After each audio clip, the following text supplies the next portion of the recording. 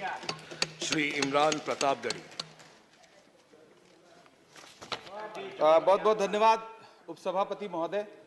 मैं अब्दुल वहाब साहब द्वारा लाए गए इस रेजोल्यूशन के समर्थन में बात करने के लिए खड़ा हूं। इसी थके हुए दस्ते तलब से मांगते हैं, इसी थके हुए दस्ते तलब से मांगते हैं, हम अपने जख्मों का मरहम तो कब से मांगते हैं। वो भीख मांगता है हाकिमों के लहजे में, हम अपने बच्चों का हक भी अदब से मांगते हैं। उपसभापति महोदय, ये जो रेजोल्यूशन है इसके जो महत्वपूर्ण एक दो बिंदु हैं, उसमें एक बात कही गई है कि सच्चर समिति के प्रतिवेदन और अन्य प्रतिवेदनों की सिफारिशों को कार्यान्वित किया जाए, जिसमें मुसलमानों के शैक्षिक और सामाजिक पिछड़ेपन पर चर्चा हो। उद्धृत कर रहा हूं मैं इसे। दूसरा पॉइंट है कि छात्रवृत्ति और शैक्षिक कार्यक्रमों को बहाल किया जाए और सुधारा जाए, जिससे उच्चतर शिक्षा भागीदारी में सुधार आए। मदरसों के आधुनिकीकरण की बात की गई। मुझे हैरत है, तभी राकेश सिन्हा जी बात कर रहे थे, अभी नहीं है शायद, कहीं चले गए हैं आसपास। उन्होंने अपने भाषण में 23 बार सबका साथ सबका विकास की बात की। अभी गीता जी बोल रही थी, उन्होंने भी कहा कि सबका साथ सबका विकास का बजट आया है, लेकिन वो इसके, ये जो रेजोल्यूशन है इसके विरोध में क्यों है, मैं समझ ही नहीं पा रहा हूं। अगर आप सबका साथ सबका विकास का दावा कर रहे हैं, सबका साथ सबका विकास के नारे लगा रहे हैं, तो अगर एक पर्टिकुलर एक कम्युनिटी जो जिस सच्चर कमेटी की सिफारिशों में यह तय हो गया है कि वो दलितों से भी बदतर स्थिति में है, उसका आर्थिक सामाजिक स्थिति ऐसी है, अगर उसके उत्थान के लिए कोई बिल बात कर रहा है तो फिर उसके विरोध में है क्यों। दरअसल ये वही मानसिकता है जो लगातार काम कर रही है, जिसके तहत अमृत काल में भी जो बजट पेश किया जाता है उसमें जो अल्पसंख्यकों का बजट है उसमें 38% की कटौती की जाती है, और फिर कहा जाता है कि हम सबका साथ सबका विकास का दावा कर रहे हैं। ये कौन सा सबका साथ सबका विकास का दावा है। मदरसों के जो शिक्षक हैं उनका कई साल से उनको वेतन नहीं दिया गया है। हमारे पास उनके फोन आते हैं, कहते हैं कि हमारी बात सदन में उठाइए, हम भूखों मर रहे हैं, हमारे घरों में चूल्हे नहीं जल रहे। हम जब उनकी बात यहां करें तो विरोध, लेकिन बातें क्या हैं? सबका साथ सबका विकास, सबका साथ सबका विकास। एक नारा सुनाई पड़ेगा कि सबका साथ सबका विकास। ये कैसा सबका साथ सबका विकास है? मैं सदन से यह पूछना चाहता हूं कि यहां सत्र चल रहा है उपसभापति महोदय, और इसी संसद से महज 800 मीटर की दूरी पर जंतर मंतर पर खड़े होकर के कार्यक्रम आयोजित होता है अभी 4 दिन पहले, और एक व्यक्ति वहां खड़ा होकर के सीधे आह्वान करता है कि ईसाइयों और मुसलमानों को काटना कब शुरू करोगे। सीधे आह्वान करता है। और सभापति उपसभापति महोदय, मैं पूछना चाहता हूं कि दिल्ली पुलिस उस पर कोई कार्रवाई नहीं करती, उल्टा जो मीडिया उसको दिखाने का प्रयास करती है उनको नोटिस भेजा जाता है। ये कौन सा सबका साथ सबका विकास है उपसभापति महोदय? ये हम बहुत गंभीर लोग यहाँ बैठे, मैं उच्च सदन में बैठा हूं, मैं यहाँ खड़ा होकर के कहना चाहता हूं, ये कौन सा सबका साथ सबका विकास है उपसभापति महोदय? इसी दिल्ली में एक सांसद पाए जाते हैं, सत्ताधारी पार्टी के सांसद हैं, वो अपने कार्यक्रमों में सार्वजनिक मंचों पे खड़े होकर कहते हैं कि मुसलमानों का आर्थिक बहिष्कार करो। आप कह रहे हैं सबका साथ सबका विकास। कैसे होगा सबका साथ सबका विकास जब सत्ताधारी पार्टी के सांसद आर्थिक बहिष्कार की अपील करेंगे और उनके खिलाफ एक मामला तक दर्ज नहीं होता।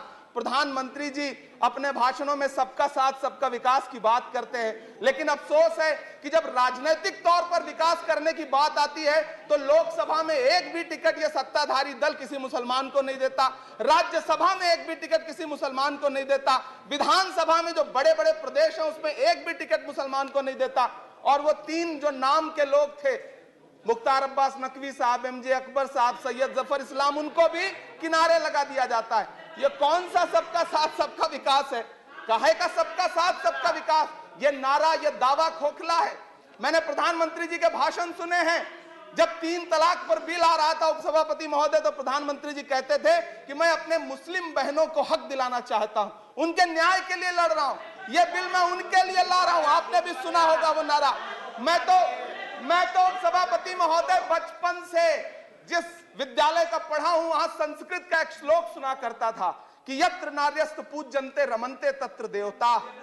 मैं इसे सुना करता था उपसभापति महोदय, और फिर आज जब यहां सदन में खड़ा हूं तो मैं पिछले दिनों लाल किले से प्रधानमंत्री जी की, लाल किले की प्राचीर से वो भाषण, उनकी वो तकरीर भी सुन रहा था, जब वो कह रहे थे कि महिलाओं को बिना हक दिलाए देश आगे नहीं बढ़ सकता। जब वो लाल किले की प्राचीर से ये बात बोल रहे थे तो उस भाषण के महज 2.5-3 घंटे बाद उनके गृह राज्य गुजरात में बिल्किस बानो के आरोपी रिहा किए जा रहे थे। उसी दिन उन्हें माला पहनाया जा रहा था, उनका सम्मान किया जा रहा था। ये कौन सा सबका साथ सबका विकास है? उपसभापति महोदय, मैं तो आपसे कहना चाहता हूं कि जो प्रधानमंत्री जी का इंटरव्यू ले, जो फिल्मी स्टार, जो उनसे पूछे कि आप आम चूस के खाते हैं कि काट के खाते हैं, उसके लिए तो रेड कारपेट बिछा है। जो अभिनेत्रियां उनकी विचारधारा के समर्थन में बात करें, समर्थन से ज्यादा आगे बढ़ के बात करें, उनके लिए जेड सिक्योरिटी है। लेकिन वो शाहरुख खान जो पूरी दुनिया में भारत के तिरंगे का मान बढ़ाता है, जिसे फीफा वर्ल्ड कप में आमंत्रित किया जाता है, उसके लिए सोशल मीडिया पे किस तरह के ट्रेंड चलाए जाते हैं? कौन सा सबका साथ सबका विकास है महोदय? मेरा नाम इमरान है। मैं उस पीड़ा को महसूस करता हूं जिस पीड़ा का जिक्र अभी मनोज झा जी कर रहे थे। मैं उस पीड़ा से गुजरता हूं, इसलिए मैं आपसे यहां खड़ा होकर कहता हूं कि हम हर दिन सुनते हैं, कई सारे मंत्री हैं जो ट्रेवल एजेंसी खोल के बैठे हैं, जो कहते हैं कि देशभक्ति हर दिन देशभक्ति साबित करो, चले जाओ वहां चले जाओ। मैं तो उनसे कहना चाहता हूं कि तुमने नफरत का जो बाजार सजाया हुआ है, तू ये कहता है मुसलमान पराया हुआ है, आजा दिल चीर के दिखलाऊं वतन का नक्शा, मेरा भारत मेरी सांसों में समाया हुआ है। हम उसको किसी को हर दिन उसका सबूत नहीं देते फिरेंगे। ऐसे में अगर ये बिल मांग करता है कि मुसलमानों के शैक्षिक और उनके सामाजिक, उनके आर्थिक उत्थान के लिए सरकार उस पर ध्यान दे, तो फिर तकलीफ क्या है, दिक्कत क्या है? क्या आपका जो नारा है वो झूठा है? क्या सबका साथ सबका विकास का नारा सिर्फ खोखला है? बजट से तो यही जाहिर होता है, आप लगातार घटाते जा रहे हैं बजट, आप लगातार कटौती करते जा रहे हैं। पूरे देश में प्रधानमंत्री जी दावा करते थे सबका साथ सबका विकास के नारे के साथ कि 2022 में हर व्यक्ति के छत पर, घर पर, सर पर छत होगी। यह प्रधानमंत्री जी का उद्धृत किया गया बयान है। लेकिन मैं तो आपसे यह कहना चाहता हूं, आप असम उठा के देख लीजिए, आप मध्य प्रदेश उठा के देख लीजिए, आप उत्तर प्रदेश उठा के देख लीजिए, एक दैत्याकार बुलडोजर है जो चारों तरफ घूम रहा है, और जिनके सरों पर छत है भी, उन छतों को भी छीन लेना चाहता है।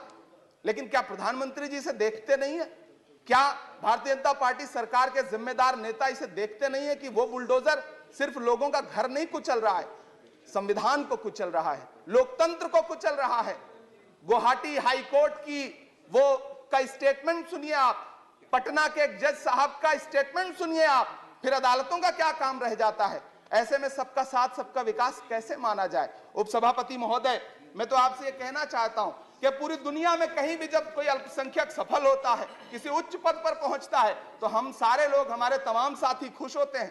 ऋषि सुनक जब प्रधानमंत्री बनते हैं तो भारत में जश्न मनाया जाता है, मुझे खुशी होती है। आप दुनिया के किसी दूसरे देश में अल्पसंख्यक अगर सफल होता है तो आप खुश होते हैं, मिठाइयां बांटते हैं। लेकिन अपने देश में अल्पसंख्यकों के खिलाफ किस किस तरह के नारे इसी दिल्ली और उसके इर्द गिर्द लगाए जाते हैं, क्या वो हम नहीं सुनते हैं? और अगर सुनते हैं, और अगर पाकिस्तान आपके लिए जिंदाबाद होगा, हमारे लिए हिंदुस्तान जिंदाबाद है, भारत जिंदाबाद है।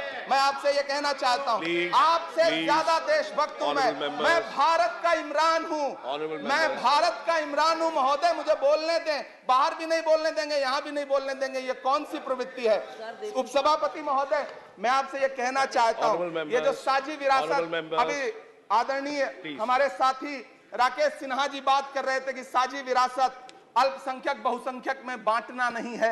मैं उनसे कहना चाहता हूं कि आदरणीय जरा सोशल मीडिया पे तो बहुत एक्टिव रहते हैं, रोज चैनलों पर भी बैठते हैं, चैनलों पे होने वाली डिबेट का स्तर देखिए। उसको रोकने के लिए हमारी सरकार रत्ती भर भी कोई कदम उठाना चाहती है? नहीं उठाना चाहती, बढ़ावा देती है। ये जो जहरीली बातें करने वाले चैनल हैं, उनके जो प्रमुख एंकर हैं, उनको सुरक्षाएं दी जाती हैं, उनको रोका नहीं जाता। कौन सा सबका साथ सबका विकास है? ये बिल जिस चीज की बात कर रहा है, अभी राकेश सिन्हा जी कह रहे थे कि प्रधानमंत्री जी ने कहा तिरंगा यात्रा निकालिए। मुझे पूरा विश्वास है कि प्रधानमंत्री जी ने कठुआ के बलात्कारी के समर्थन में तिरंगा यात्रा निकालने के लिए कभी नहीं कहा होगा, लेकिन फिर भी निकली, लेकिन किसी ने रोका नहीं, किसी ने कोई आवाज नहीं उठाई। उपसभापति महोदय, दर्द बहुत सारे हैं, लेकिन ये जो रेजोल्यूशन लेकर के आए हैं उसमें जो शैक्षिक और आर्थिक बातों को उद्धृत किया गया है, मैं आपसे अनुरोध करूंगा कि इसे देखा जाए, इसे जांचा जाए। गीता जी कह रही थी अभी भारत जोड़ो यात्रा पे कि भारत टूटा कहां है। भारत टूटा नहीं है, भारत को कोई तोड़ भी नहीं पाएगा। भारत को तोड़ने का सपना देखने वालों को हमारी आदरणीय इंदिरा गांधी जी ने 2 टुकड़ों में तोड़ दिया था, बांट दिया था। भारत को कोई तोड़ नहीं पाएगा, लेकिन भारत देश में आर्थिक तौर पर, सामाजिक तौर पर जो बंटवारा करने की साजिश मौजूदा सरकार और सरकार के आनुषंगिक संगठन कर रहे हैं, जो आनुषंगिक संगठन कर रहे हैं, उनको रोकने के लिए सरकार क्या कर रही है। मैं अंत में इतना कहना चाहता हूं उपसभापति महोदय के यूपीए के शासनकाल के दौरान श्रीमती सोनिया गांधी जी के प्रयास से, डॉक्टर मनमोहन सिंह साहब के प्रयास से दलित और अल्पसंख्यक बच्चों के लिए फ्री रेजिडेंशियल यूपीएससी की कोचिंग शुरू की गई। हमने ये किया और इसी सरकार के दौरान एक टीवी चैनल ने एक प्रोग्राम बनाया जिसका नाम आपको पता है क्या रखा? यूपीएससी जिहाद।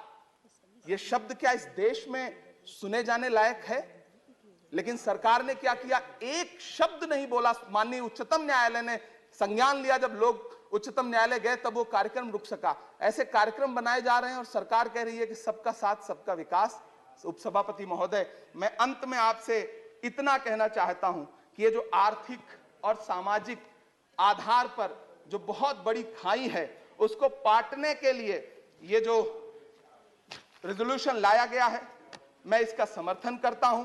तमाम वो शहर जहां अपना छोटा छोटा रोजगार है, जिनका जैसे मुरादाबाद का पीतल उद्योग, अलीगढ़ का ताला उद्योग, या देश में जो तमाम शहरों में बुनकर उद्योग है, इस सब की बढ़ोतरी के लिए, इनको आगे बढ़ाने के लिए, इन्हें संजोने के लिए ये बिल बहुत कारगर रहेगा। शैक्षिक तौर पे लोगों को आगे लाने के लिए बहुत कारगर रहेगा। तो मैं ये रेजोल्यूशन बहुत कारगर रहेगा। और मैं अपने सत्ता पक्ष के साथियों से कहना चाहता हूं कि रिश्तों की ये नाजुक डोरें तोड़ी थोड़ी जाती हैं, अपनी आंखें दुखती हों तो फोड़ी थोड़ी जाती हैं। हम भी इसी देश का हिस्सा हैं। हम आपसे अनुरोध करते हैं कि इस रेजोल्यूशन को संजीदगी से लिया जाए। मैं इसके समर्थन में अपनी बात रख रहा हूं। धन्यवाद। श्री जीवीएल नरसिम्हा राव।